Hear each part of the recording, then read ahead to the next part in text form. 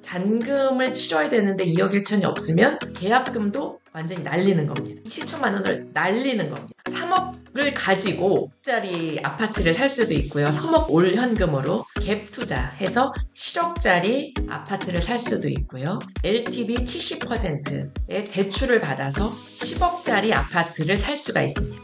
10억짜리 아파트, 즉 아파트를 사야 됩니다. 자, 여러분, 집 사고 싶을 때 뭐부터 해야 될까요? 가용자금이 얼마인가를 파악해야 됩니다. 즉, 내가 지금 쓸 수 있는 돈이 얼마인가를 정확하게 파악해야 돼요. 가용자금이란 무엇일까요? 가용자금이란 쓸 수 있는 내 돈이라는 의미라서요. 가용자금은 현금, 예적금에 들어가 있는 거, 주식, 코인 등 바로 현금화할 수 있는 거를 현재 내 가용자금이라고 합니다. 서울에 있는 아파트 사려면 최소 얼마가 필요할까요? 최소 1억이 필요한데, 자, 이거는 정말 서울에 있기만 해도 되는 아파트라는 기준입니다. 자, 1억을 가지고 어떤 서울 아파트를 살 수 있는지 말씀드릴게요. 1억으로 살 수 있는 서울 아파트요. 봉천동 이하 아파트라는 게 있습니다. 봉천동에 23년 차 된 거고 27세대고 6평입니다. 네, 이 아파트는 1억, 딱 1억. 1억으로 이 아파트를 살 수가 있어요. 자, 서울에 있긴 있네요. 그쵸? 우리가 다음으로 눈을 돌릴 수 있는 게 신당동. 굉장히 더 급지가 확 올라갔죠? 신당동에 있는 청구 아파트인데 26년 차 된 거고요. 76세대. 세대수도 조금 더 많아졌어요. 20평이나 되는 정말 방도 두세 개씩 있고 화장실도 한두 개씩 있는 그런 아파트입니다.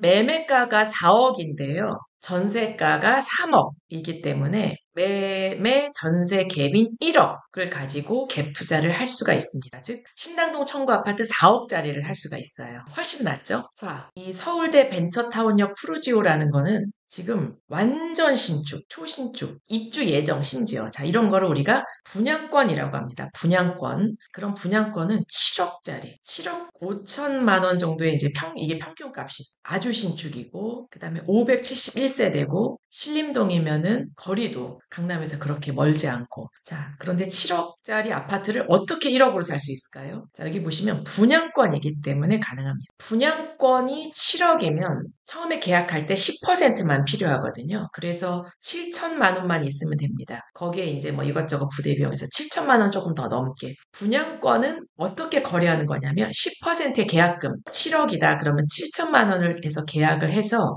나중에 준공 2년 뒤나 3년 뒤에 보통 준공이 되거든요. 그러면 그때 대출을 일으키거나 해서 이제 그거를 매매하거나 아니면 그 전세를 들여서 이제 갭으로만 투자하거나 하는 겁니다. 그러면은 보통은 10%가 계약금, 중도금이 60%, 잔금이 30% 정도거든요. 근데 분양권 중에 이 중도금 대출 60%의 금액을 대출해주는 경우가 굉장히 많아요. 이자만 내거나 하면서요. 그래서 10%만 있으면 이 아파트를 소유할 수 있는 거예요. 즉, 난 1억으로 7억이 넘는 아파트를 살 수가 있는 겁니다. 너무 좋죠. 문제는 뭐예요? 뭐 아니면 도예요. 2, 3년 뒤에 자 준공이 돼서 입주를 하러 가요. 그런데 그때 예를 들어서 7억이다. 그러면 1억, 그 다음에 중도금은 4억 2천, 그 다음에 잔금은 2억 1천이 있어야 되거든요. 중도금은 대출 다 받았으니까 잔금을 치러야 되는데 2억 1천이 없으면 계약금도 완전히 날리는 겁니다. 즉 내가 분양권 계약할 때 기분 너무 좋게 10% 가지고 소액으로 투자해서 했는데 나중에 만약에 돈이 없다. 자금 흐름이 막혔다. 2, 3년 동안 열심히 번다고 벌었는데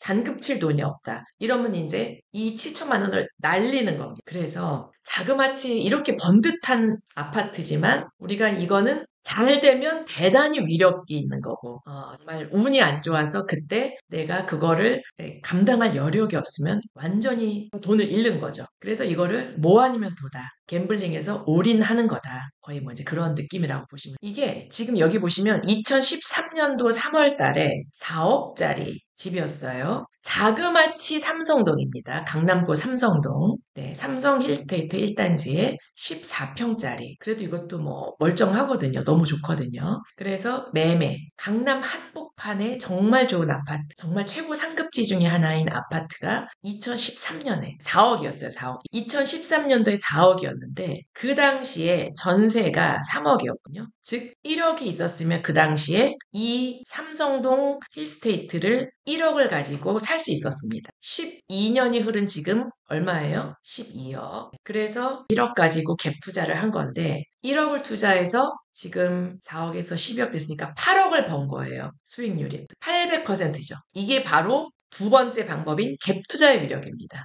지금 방금 보신 게 여기 보시면 원래 요 아파트였던 거예요. 예를 들어 이게 5억짜리였던 거죠.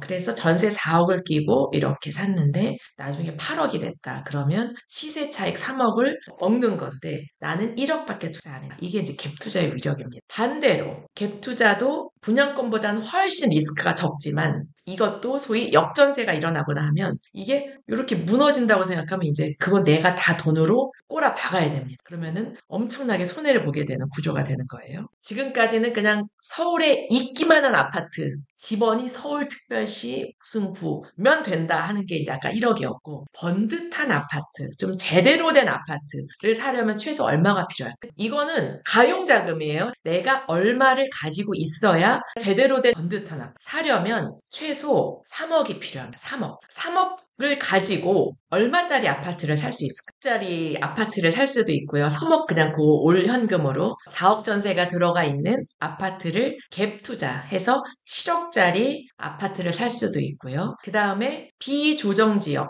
비규제 지역에 LTV 70%의 대출을 받아서 10억짜리 아파트를 살 수가 있습니다. 즉 이렇게 3억 또는 7억 또는 10억짜리 아파트를 살 수가 있는데요. 마지막 10억짜리 아파트, 즉 가격이 비싼 아파트를 사야 됩니다. 최대한. 왜냐하면 일반적으로 가격이 비쌀수록 우량자산, 즉 투자 수익률도 높고 리스크 해지도 잘 되는 그런 아파트의 확률이 높기 때문에 무조건 최대한 비싼 아파트를 사야 됩니다. 즉 내가 3억을 가지고 있는데 3억 아파트 사도 되고 7억 아파트 사도 되고 10억 아파트 살 수 있는데 무조건 10억 사야 된다.